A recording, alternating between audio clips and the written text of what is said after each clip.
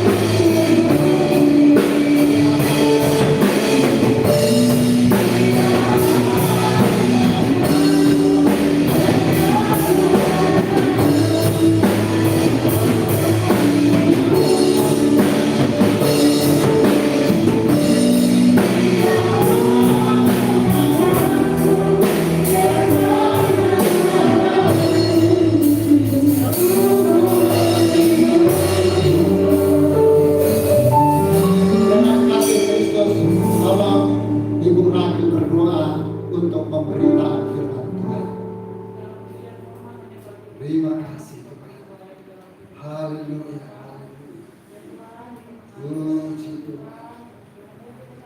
Terima kasih. Terima kasih. Haleluya, haleluya. Amin. Amin. Haleluya. Terima kasih. Amin. Dipersilakan duduk kembali. Haleluya. Puji Tuhan. Shalom bagi kita semuanya. Apa kabar hari ini?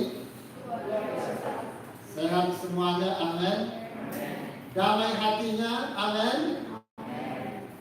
Sungguh bersyukur sebab kasih karunia Tuhan yang memelihara kita, jaga di bumi serta memberkati kita semua sehingga hari ini kita ada di rumah Tuhan untuk datang beribadah kepada Tuhan.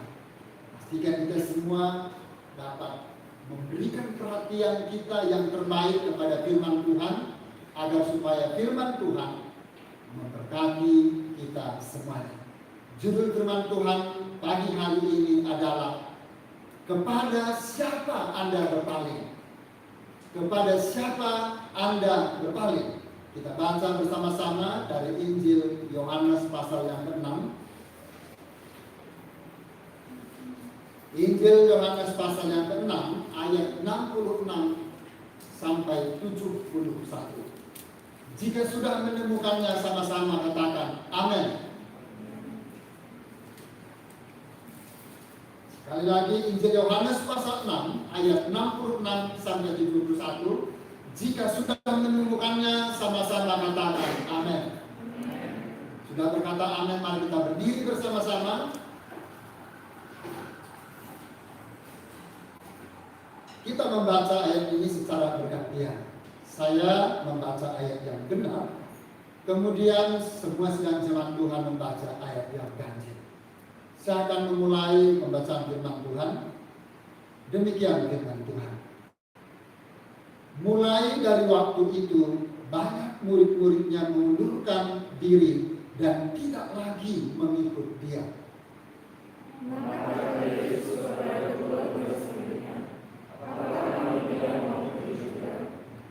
Jawab Simon Petrus kepadanya, Tuhan, kepada siapakah kami akan pergi? Perkataanmu adalah perkataan hidup yang kekal.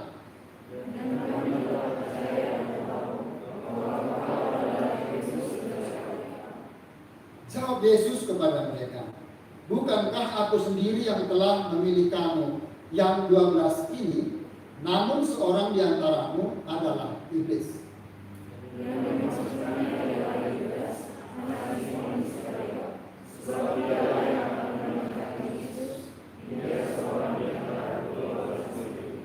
Semua yang percaya katakan amin. Silakan duduk kembali. Kepada siapa Anda berpaling? Saudara-saudara yang dikasih oleh Tuhan, di zaman modern ini, terutama di negara-negara Barat atau negara-negara Eropa, tidak sedikit orang Kristen yang meninggalkan Tuhan. Mereka mengundurkan diri dari fellowship atau persekutuan dalam Tuhan. Mereka meninggalkan gereja, mereka meninggalkan tempat ibadah. Gereja mulai sepi pengunjungnya, gereja mulai sepi jemaatnya. Bahkan berapa unit gereja kemudian dijual. Dan itu fakta. Mengapa hal itu terjadi? Menurut beberapa penelitian, ada dua hal faktor yang cukup signifikan. Yang pertama adalah faktor intelektual yang tidak diimbangi dengan sayang. Sekali lagi, faktor intelektual yang tidak diimbangi oleh iman, maksud saya. Jadi ketika memang ilmu pengetahuan meskipun sudah sangat tinggi, tetapi tidak diimbangi oleh iman, maka kemudian kecenderungannya mereka mulai meragukan eksistensi Tuhan. Mereka mulai meragukan kebenaran Tuhan. Mereka pun mulai berkata, firman Tuhan itu sudah usang. Itu sudah lama kejadiannya dan tidak relevan dengan fakta-fakta sekarang. Kemudian yang kedua, faktor emosional. Kekecewaan terhadap sesama Kristen di internal gereja, di internal komunitas Kristen. Ketika berada dalam masalah berat, kemudian tidak ada yang menolong, atau minim sekali yang menolong. Lambat pertolongan. Bahkan jikalau sakit begitu berat, lalu kemudian harta benda sudah ludes, sudah habis, teman-teman sudah mulai mengundurkan diri. Sahabat, saudara-saudara seiman, mereka kemudian mengundurkan diri teratur. Dan mereka merasakan, mereka berkata, Tuhan tidak menolong kami. Saudara-saudara iman tidak peduli kepada kami. Mereka apatis kepada kami. Mereka cuek kepada kami. Mereka tidak tahu kepada kami. Mereka menjadi kecewa dan akhirnya meninggalkan gereja. Saudara-saudara dikasih Tuhan, rupa-rupanya kurang lebih 2000 tahun yang silam, apa yang terjadi hari-hari ini ternyata sudah terjadi. Di dalam Yohanes pasal 6 ayat 66 sampai 71, teks firman Tuhan pagi hari ini mengisahkan begitu banyak orang-orang yang meninggalkan Tuhan. Ada banyak orang-orang yang kemudian meninggalkan Yesus. Seberapa banyak sih yang meninggalkan Tuhan Yesus ketika itu? Memang catatan secara harfiah tidak tertulis. Tetapi kemudian Yesus pernah mengadakan mujizat terhadap orang banyak yang bermodal 2 roti, 2 ikan dan 5 roti. Kemudian sisanya 12 bakul. Dan yang makan itu 5.000 laki-laki, tidak terhitung perempuan dan anak-anak. Itu sebabnya, maka dalam satu tafsiran berkata, orang percaya pada saat itu ada sekitar 12.000 orang jumlahnya. Komunitas orang percaya sudah jumlahnya sangat banyak sekali. Tetapi dalam kisah ini, dalam teks ini, orang yang jumlahnya banyak itu mereka meninggalkan Tuhan Yesus. Dan yang tersisa bersama-sama dengan Tuhan Yesus hanyalah 12 orang saja. Ini sesuatu yang luar biasa. Padahal dari malam sampai pagi mereka terus mengikut Yesus. Perut mereka sudah kenyang. Dan mereka berdesak-desakan untuk terus mengikut Yesus. Tetapi dalam sekejap saja mereka kemudian menghilang. Tuhan Yesus tentu tahu apa yang mereka inginkan. Tuhan Yesus sangat paham sekali apa motif mereka untuk mengikut Yesus. Apa motif mereka untuk kemudian mengiring Yesus, mencari Yesus, bertemu dengan Tuhan Yesus. Mereka ingin melihat mujizat. Orang banyak itu ingin melihat tanda-tanda yang ajaib. Mereka ingin menjadikan Yesus menjadi raja untuk memenuhi pemenuhan kebutuhan mereka sehari-hari. Tapi apa yang mereka inginkan, Yesus tidak berikan. Yesus tidak kabulkan. Dan sebaliknya apa yang Yesus tawarkan, mereka juga tidak mau. Saudara-saudara dikasih Tuhan, yang Anda inginkan dari Tuhan Yesus? Apakah yang Anda harapkan dari Tuhan Yesus? Dan jikalau Tuhan belum atau tidak memberikan dari apa yang kita minta, dari apa yang kita harapkan, dari apa yang kita gumulkan kepada Dia, apakah itu membuat Anda lalu meninggalkan Tuhan Yesus? Mungkin sakit penyakit Anda sudah berbulan-bulan, bertahun-tahun. Didoakan, digumulkan. Tetapi belum kunjung sembuh. Mungkin pekerjaan Anda didoakan supaya meningkat karirnya, tetapi masih stagnan. Mungkin pendapatan Anda diharapkan dan didoakan supaya terus bertambah-tambah, tetapi masih stagnan. Mungkin juga Anda mencari lapangan pekerjaan sesuai dengan keinginan hati Anda, sesuai dengan ekspektasi Anda, tetapi juga belum terkabul. Mungkin Anda bergumul dengan teman hidup, tapi Tuhan juga belum kirimkan sampai hari ini. Mungkin Anda bergumul untuk anak, untuk cucu, tapi Tuhan belum kabulkan. Lalu apakah Anda mau meninggalkan Tuhan Yesus? Ini pertanyaan yang serius. Dan ini pertanyaan yang sangat relevan di sepanjang kehidupan kita. Selama Tuhan masih mengizinkan kita mengontrak di planet bumi ini. Amin, saudara. Ini pertanyaan yang sangat serius. Kiranya Roh Kudus membukakan hati kita masing-masing.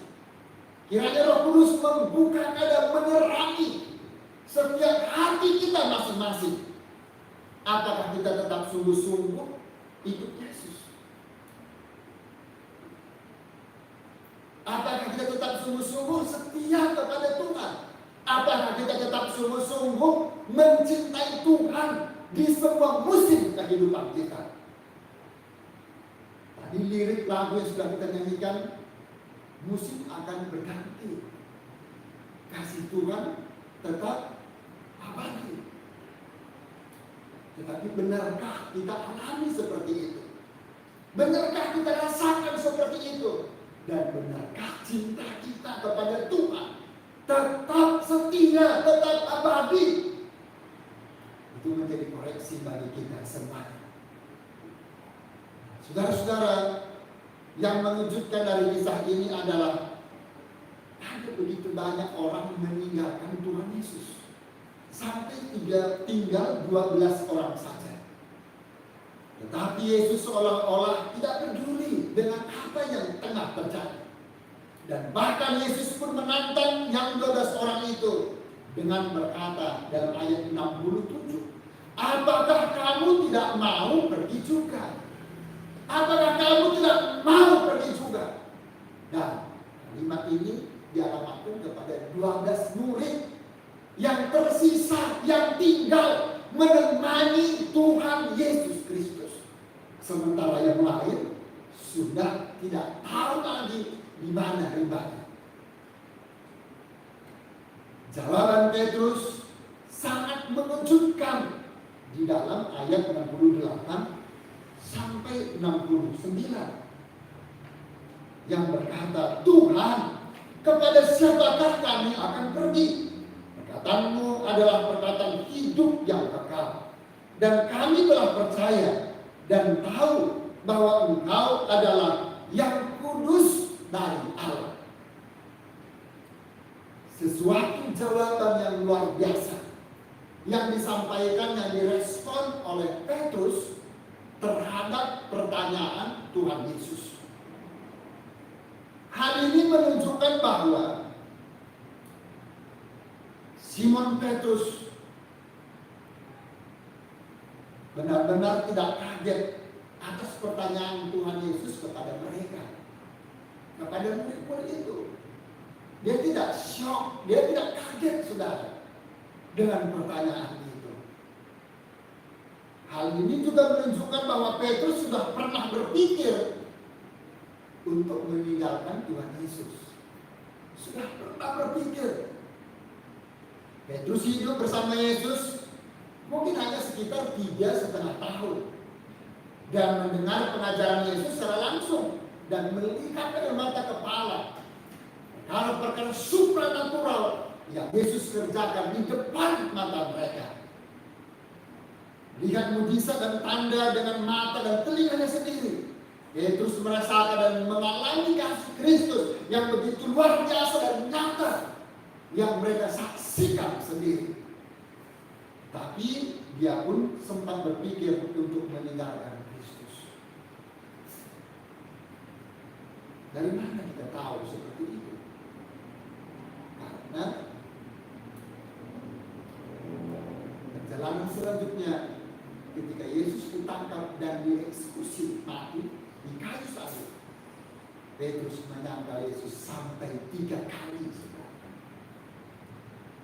Karena itu kita semuanya perlu menanggapi pertanyaan Yesus. Pertanyaan Yesus itu tidak hanya berhenti kepada 12 murid, tetapi pertanyaan Tuhan Yesus juga dialamatkan dan tetap relevan bagi setiap orang di setiap zamannya, termasuk pada zaman kita hari ini. Semua yang percaya katakan amin.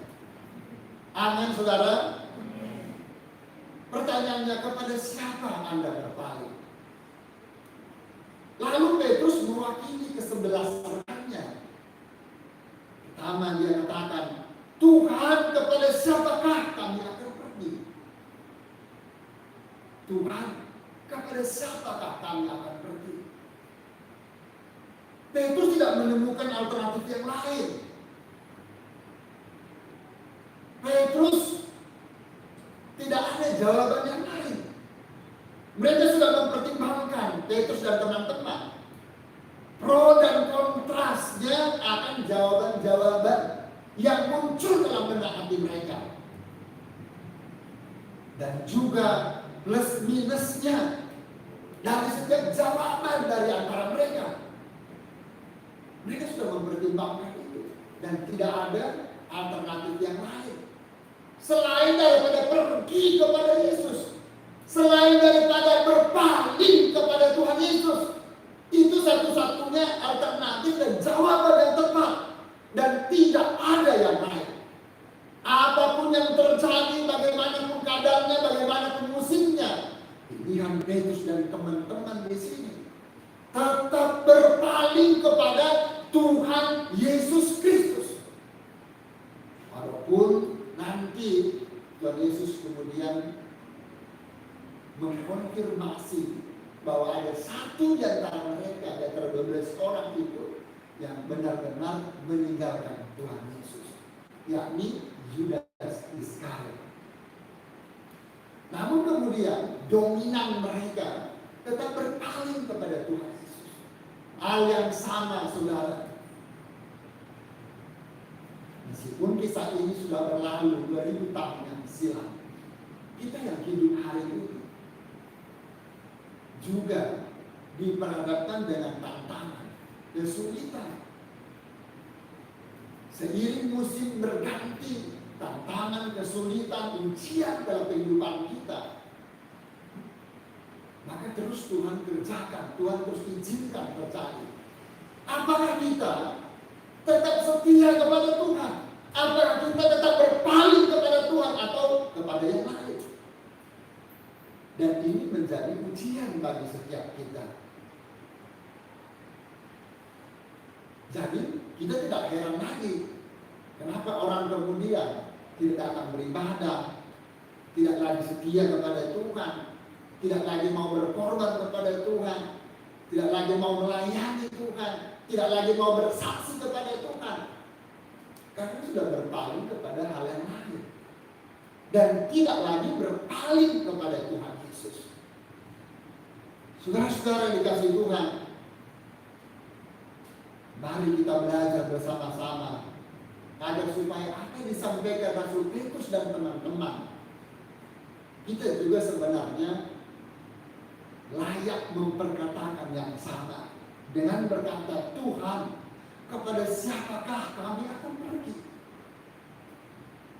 Bagi Petrus tidak ada lagi alamat, tidak ada lagi oknum yang dapat menolong dia, yang dapat melindungi dia, yang dapat menyertai, yang dapat menuntun dia, yang menjadikan suri teladan dalam seluruh aspek hidupnya, kecuali Yesus Kristus. Hal yang sama tentunya, apapun yang terjadi terjadi dalam hidup kita,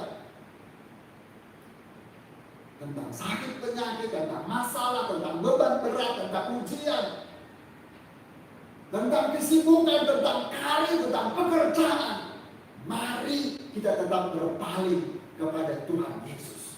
Semua yang percaya katakan amin.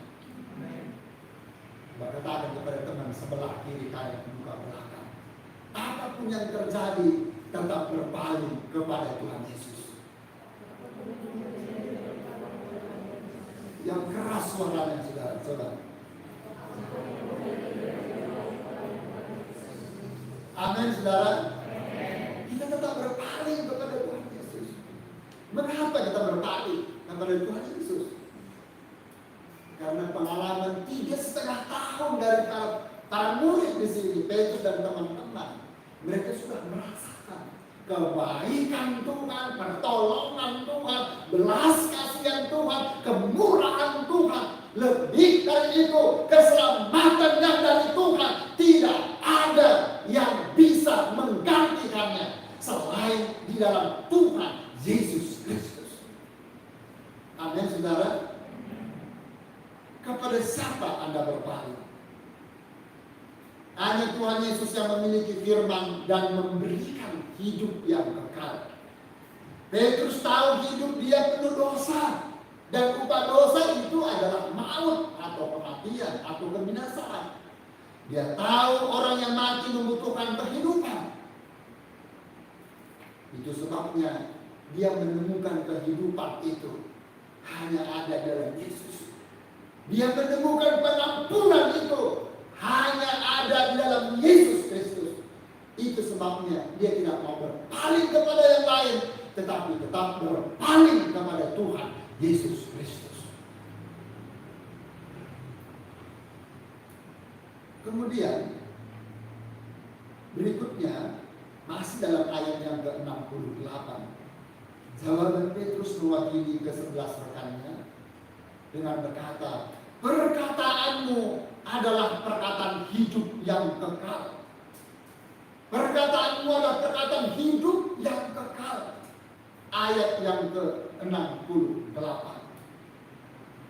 Saudara-saudara, apa yang disampaikan oleh Tuhan Yesus merupakan perkataan hidup yang kekal. Tidak hanya bersifat sementara, tetapi berlaku selama-lamanya. Berlaku sampai kepada keabadian.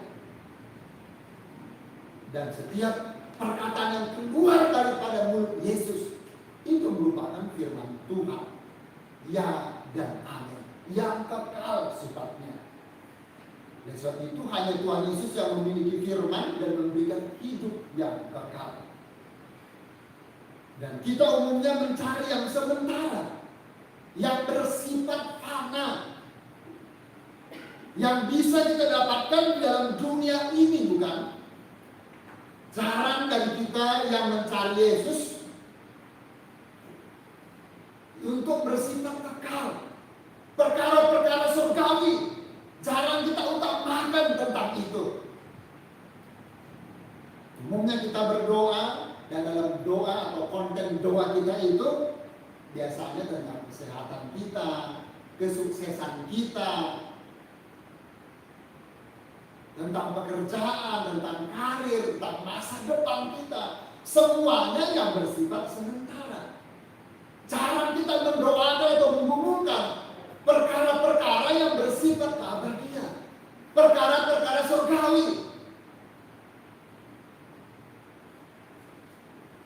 Tapi mungkin kita berkata atau berdalih, saya kan masih hidup di dunia, saya membutuhkan hidup dalam dunia, kebutuhan-kebutuhan yang ada kaitannya tentang dunia.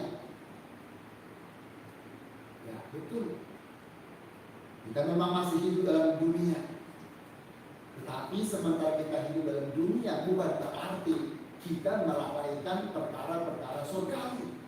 Karena sejak kita ada dalam dunia inilah kita berlatih untuk melakukan tugas-tugas yang mulia, perkara-perkara surgawi, agar supaya kita terbentuk dan terlatih untuk melakukan yang terbaik bagi Tuhan. Yang percaya katakan amin. Amin, saudara. Puji nama Tuhan. Selama kita masih berpikir ada alternatif di luar sana, di luar Tuhan Yesus, kita akan terus tergoda untuk meninggalkan Kristus.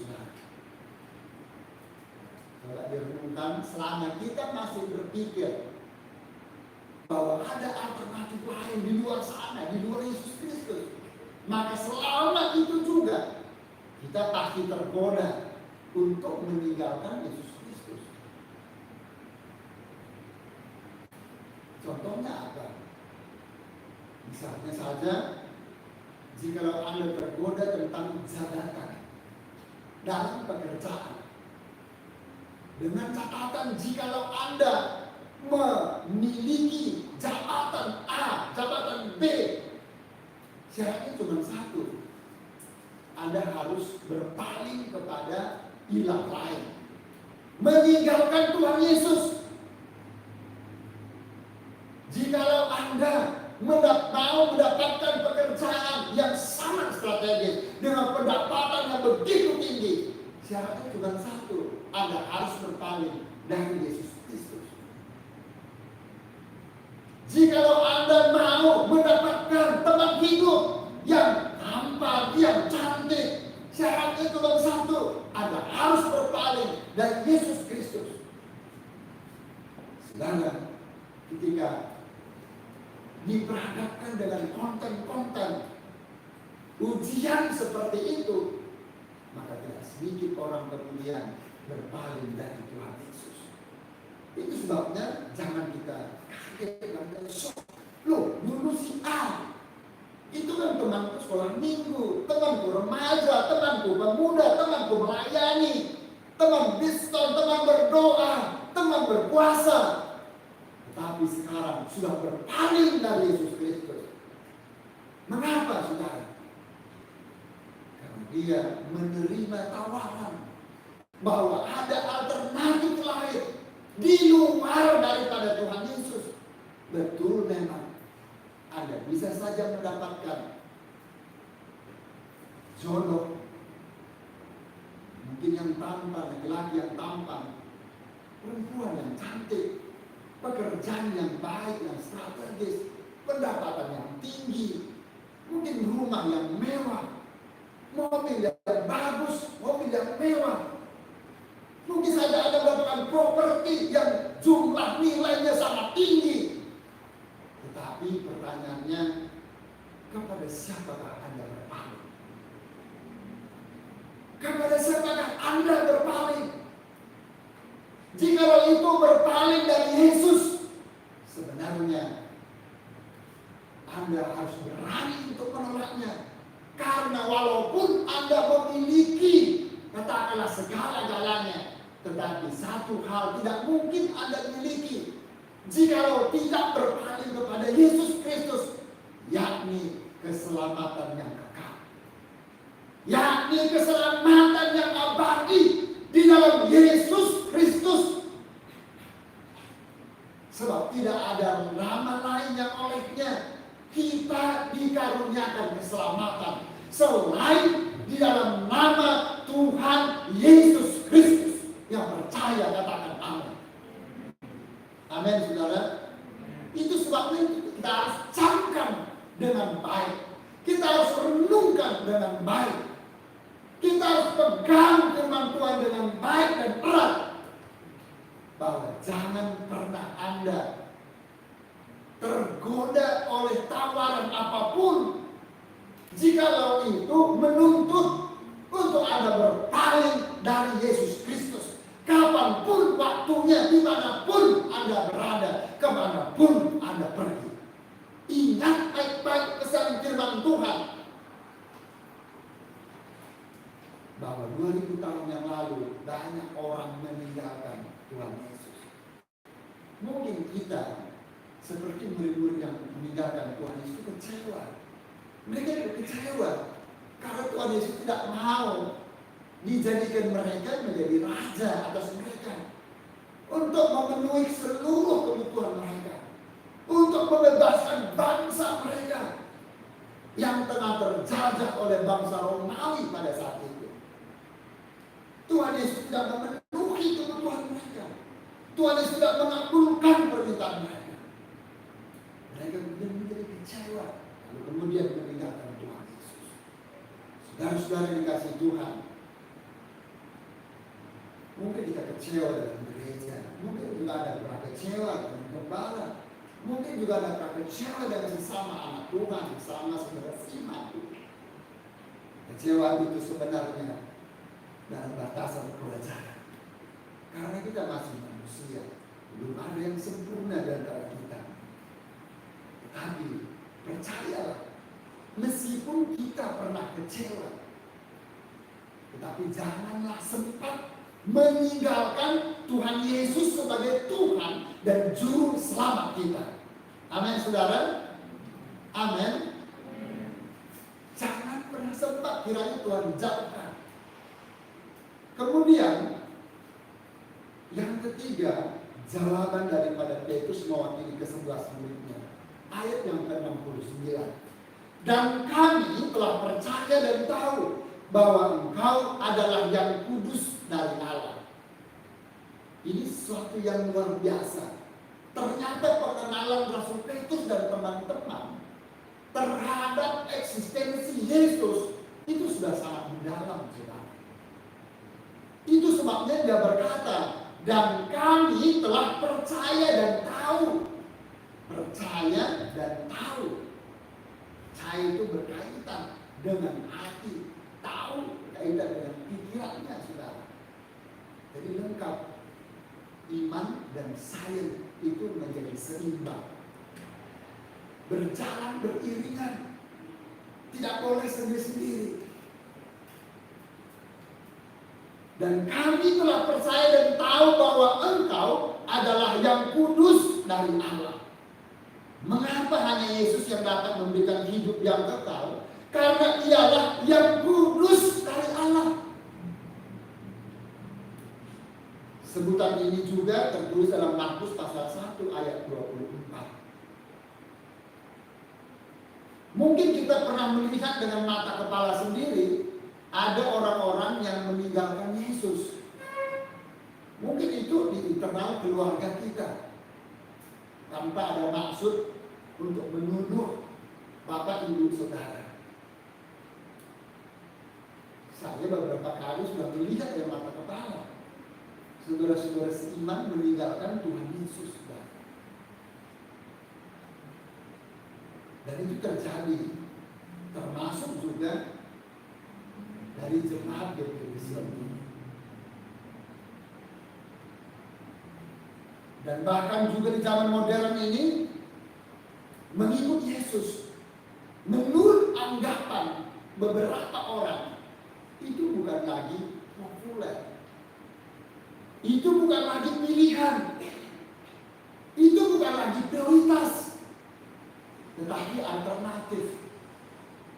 Mengikut Yesus, mengiring Yesus, dianggap sudah sebagai alternatif.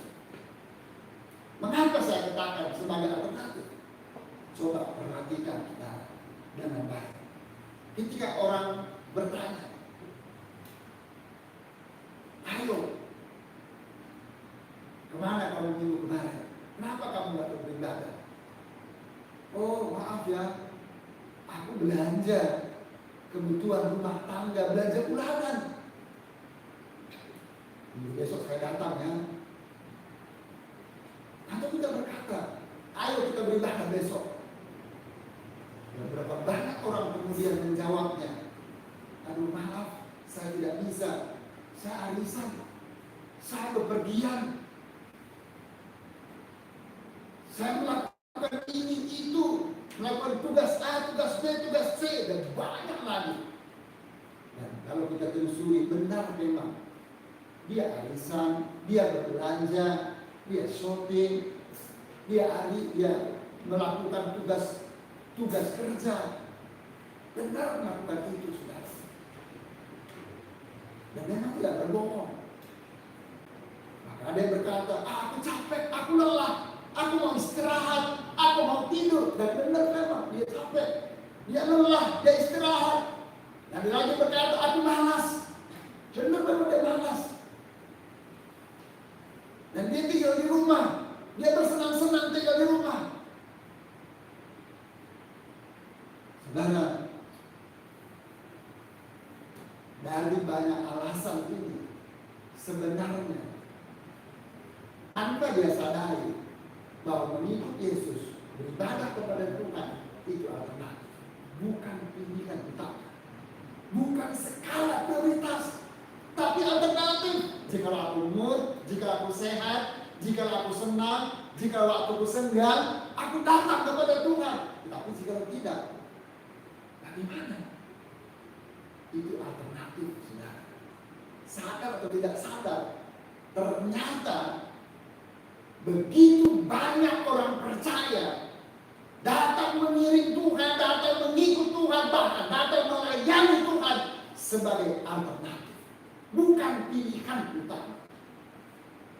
Tapi pagi hari ini kita mau belajar bersama-sama, saudara, bahwa dengan berpaling kepada Yesus Kristus seperti responden jawaban Rasul Petrus dan ke-11 murid, ini menunjukkan bagaimana mereka memprioritaskan Tuhan, bagaimana mereka mengutamakan Tuhan dari segala kepentingan mereka.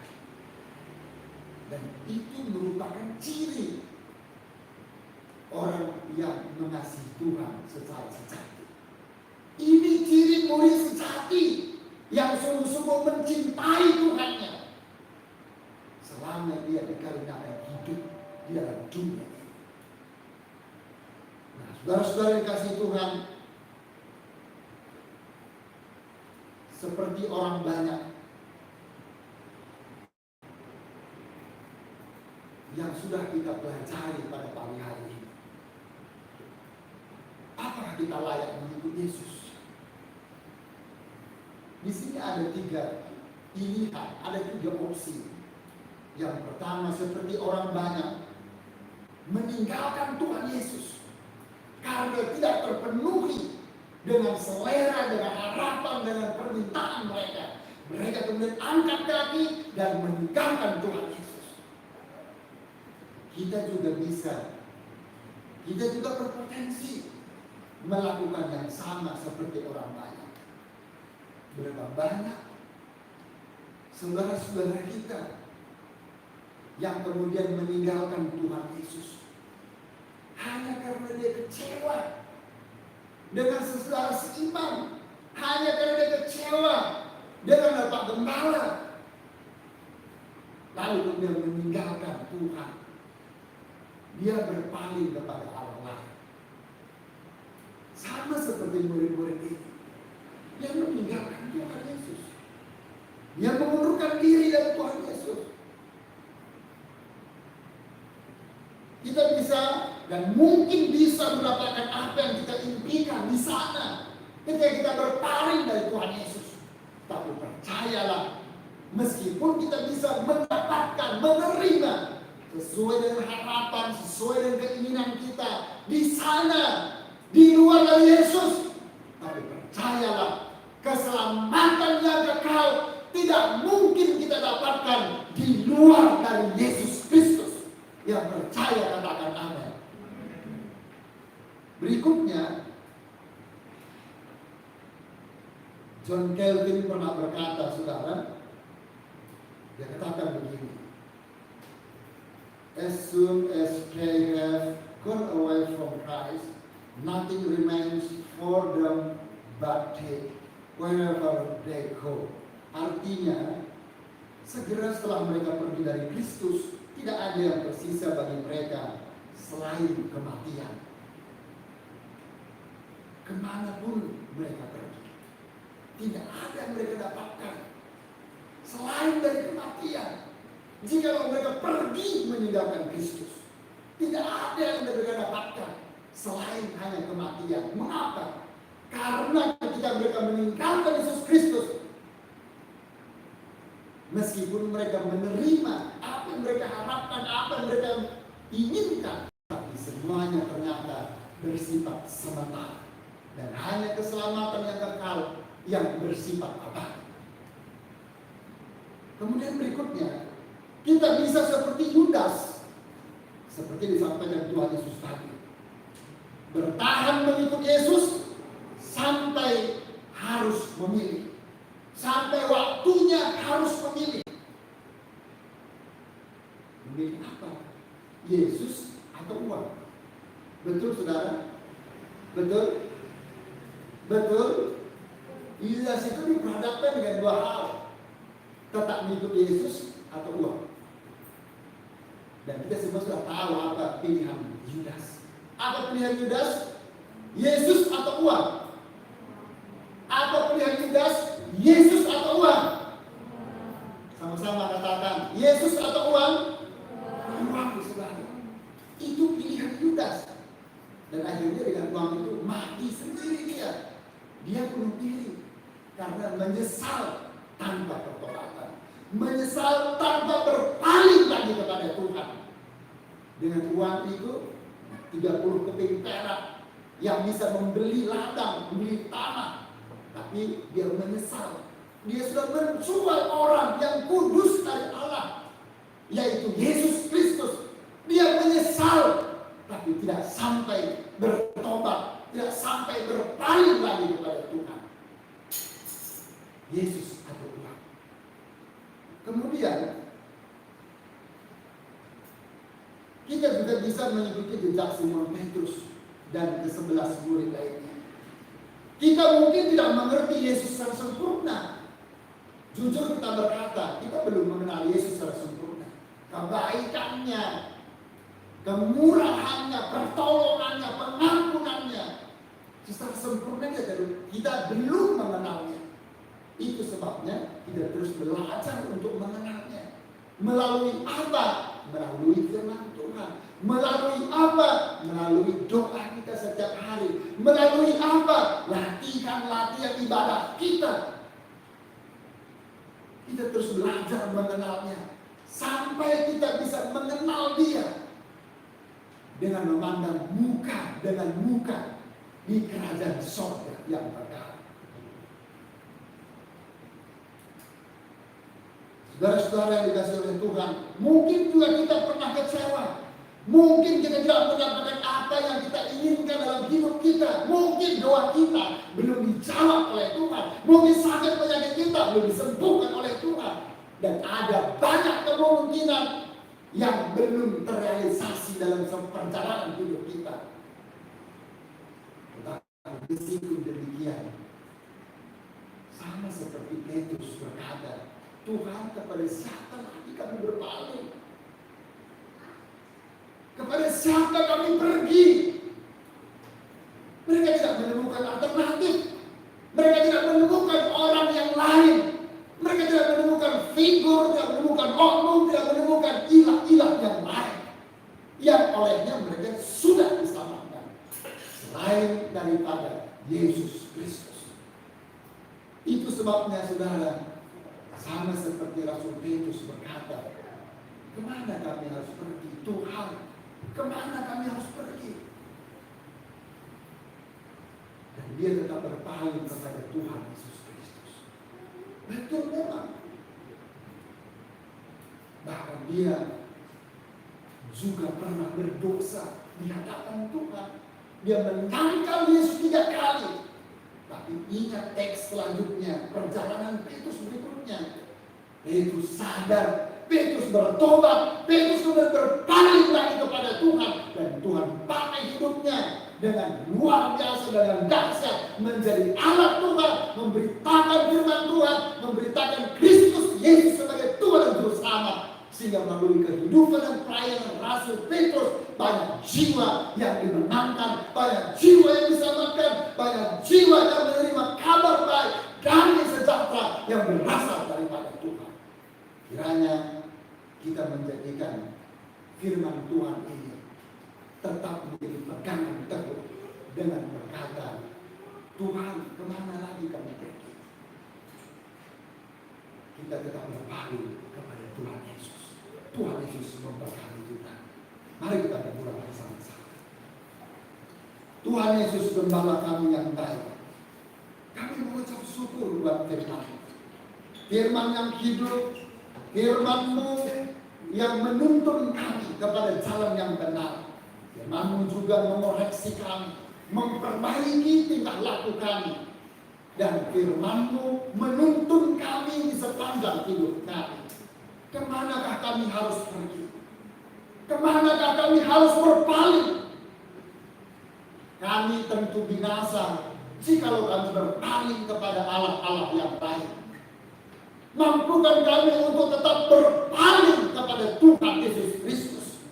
Apapun yang terjadi dalam hidup kami, meskipun doa kami Tuhan belum jawab, mungkin sakit penyakit kami Tuhan belum sembuhkan, mungkin pekerjaan yang kami doakan Tuhan belum bukakan jalan, mungkin anak atau cucu yang kami doakan Tuhan belum bukakan, Tuhan belum kabulkan. Mungkin teman hidup yang tengah digumulkan belum Tuhan kirimkan. Tetapi meskipun demikian, Tuhan mampukan kami untuk tetap berpaling kepada Tuhan Yesus. Sebab tidak ada pilihan yang lain, tidak ada alternatif yang lain.